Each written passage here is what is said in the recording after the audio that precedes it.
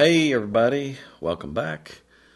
Today we're going to do another upgrade video, and today I did not bring the speaker in to show it on camera because the speaker is really big and it's really heavy, and I didn't want to drag that thing all the way over here from the shop. I'd have to put it on a lift table and roll it over, and it's just really heavy, and it was a little cumbersome to work with. So what I have here is the crossover out of this thing, and as you can see from this beautiful carbon fiber inlay on the back and this nameplate on here, this is from the Eggleston Works OSO loudspeaker, handcrafted in Memphis, Tennessee.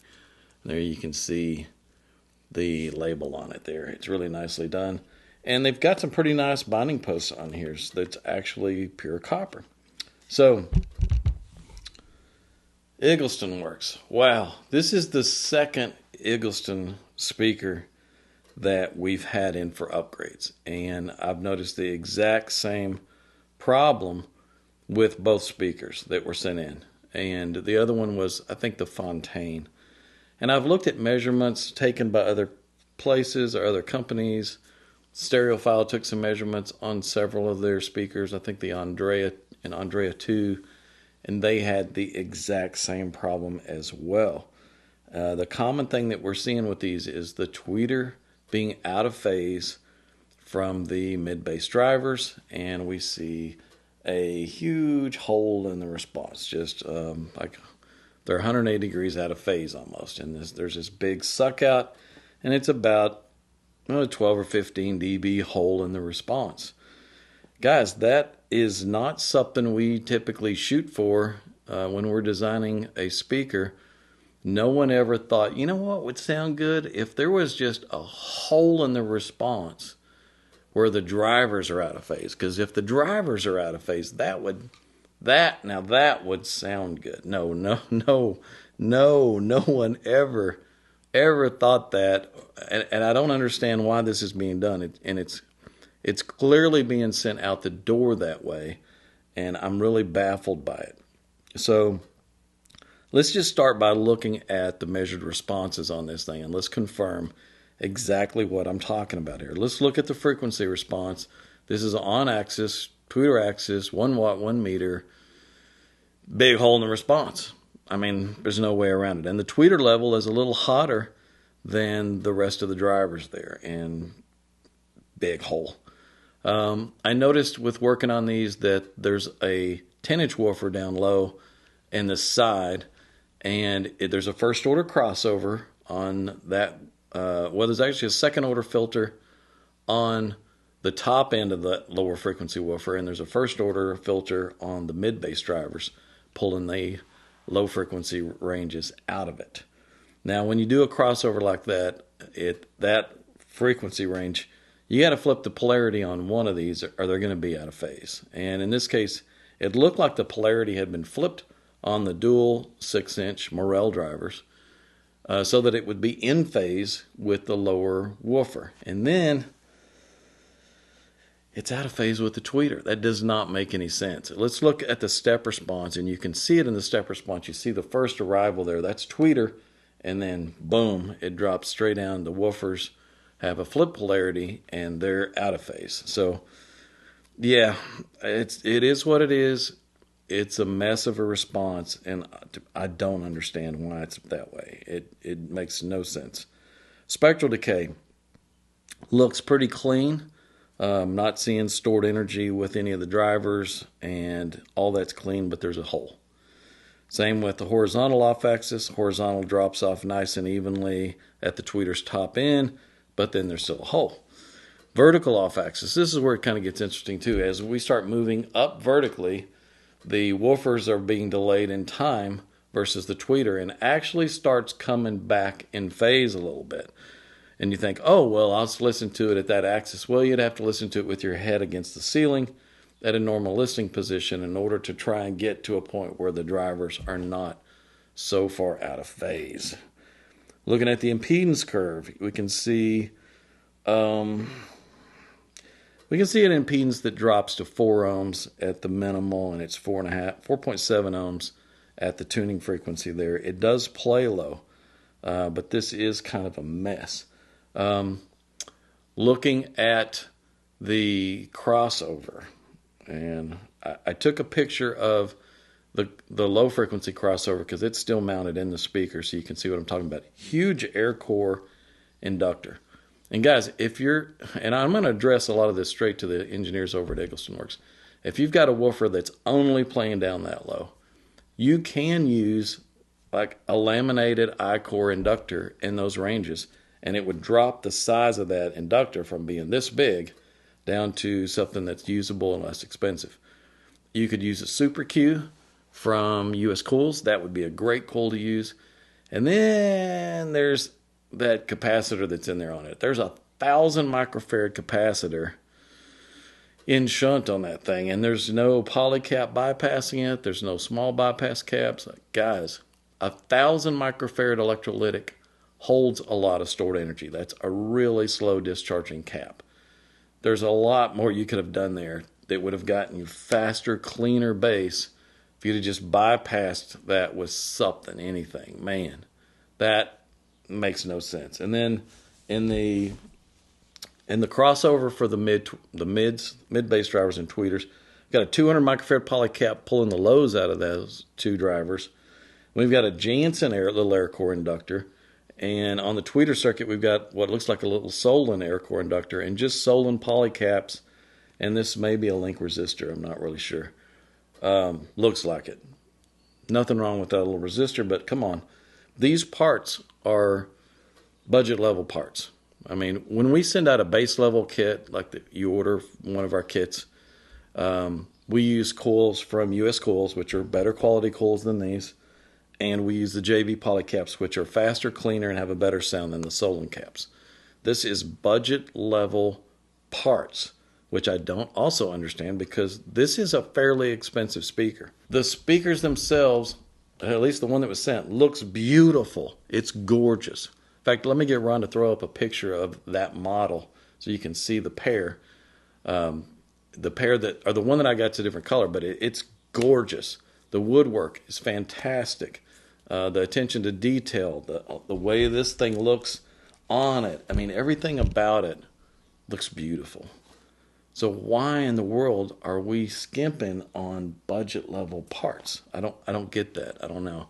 I almost feel like I want to reach out to all you guys at Eggleston Works. I'm sure at some point you're going to see this video. Somebody's going to send you a link. It always happens. I got grandkids that live out there in Tennessee. My daughter and her husband. And we're driving through there 4 or 5 times a year to go visit them. And I drive right through Memphis. Guys, if you'd like for me to stop through there and chat with you about this, I could help you a lot with your crossover design. I could design this stuff for you to balance these things out. We can step your parts quality up a whole bunch and improve the performance of everything you offer, especially if this is kind of what you're doing in everything.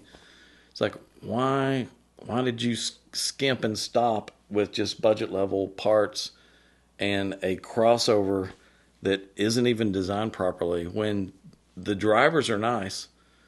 I'm good with the Morel drivers and stuff, but man, the design of this crossover just doesn't work. It just does not work. So let's look at what I was able to do with this thing. I got a little crafty with it. I left your crossover, the Eggleston crossover, in the bottom of it there on that lower woofer. And I'm going to drop a bypass cap across that 1,000 microfarad cap to discharge some of that stored energy a little faster. So it's going to be a little faster. And then I've designed a new crossover for the dual 6-inch woofers and the tweeter. So that's the way I attack this thing. Let's look at the new crossover response on this thing. You can see it crossed at about 1850. That little Morel tweeter rolls right down in that range, no problem. The Morel 6-inch woofers were able to roll right into it. And what I did on those, instead of just leaving them in series like you had them before, you had them just wired in series, I wired them in series, but I bypassed the lower woofer with a large cap value so that it acts a little more like a See, it's already a 3-way, so it'd be like a 3.5-way. So the acoustic centers, the way you've got it designed is halfway between the two mid-bass drivers to the tweeter. So you got a distance about this far. What I did with bypassing that lower woofer with a big cap value is, and the lower frequency range, they're playing together, all down in the lower vocal region. But as they come up, as they reach up to this crossover point, the signal bypasses through the capacitor and then to the top woofer only. So it pushes the acoustic centers over, and it makes the acoustic center distance between the tweeter and only the top woofer, because only the top woofer is playing all the way up to the tweeter. That will improve the off-axis response on that thing. It's going to keep them in phase over a wider region because the acoustic centers are closer together. And that it had a beautiful response, as you can see from the response curve on it. And let's look at some comparisons on these things. Let's look at the frequency response the way it was from the factory and the new frequency response. Also keep in mind on these that at a 1 watt 1 meter, I'm really not catching the lower woofer very much. I'd have to move further away and take a room response measurement or something to get the output level, to see where that output is. Normally, if we were designing something from scratch, I'd have to incorporate all of that into the design. In this case, I just left it exactly like it was. So whatever level the output of the woofer was versus the rest of the speaker, none of that has changed. So all of that is exactly the same.